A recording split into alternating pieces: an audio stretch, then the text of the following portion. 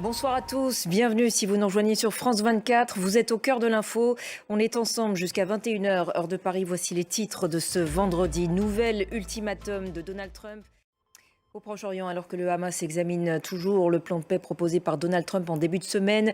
Le président américain a donc accordé un délai supplémentaire.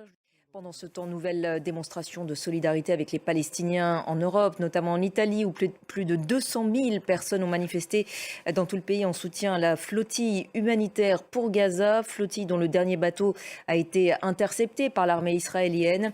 Les premières expulsions par Israël des militants de cette flottille a par ailleurs démarré. Elliot Samuel. Je vous le disais également en titre, coup d'envoi des législatives en République tchèque. Le scrutin se déroulera jusqu'à demain.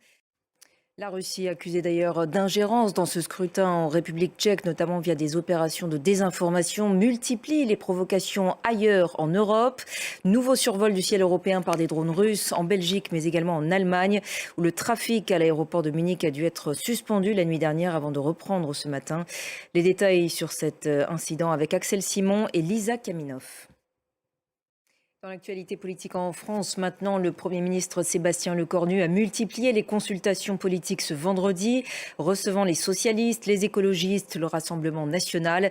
Objectif, trouver des terrains de compromis pour éviter la censure. Il a promis notamment une nouvelle méthode du partage du pouvoir, annonçant renoncer à l'article 49.3 de la Constitution, un geste salué par les oppositions qui attendent toutefois cette déclaration de politique générale du début de semaine pour se prononcer. On va écouter Sébastien Lecornu.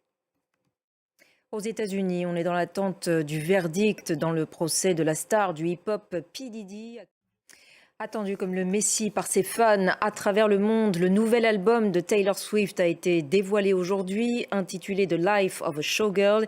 Il promet déjà de faire un carton. Taylor Swift, qui au fil des ans s'est imposée comme la plus grande pop star de ce début de siècle, retour sur les chiffres vertigineux qui décrivent de manière éloquente le succès de l'artiste avec Nina Masson. Et voilà pour l'essentiel de l'actualité internationale. Restez avec nous, on se retrouve dans un court instant.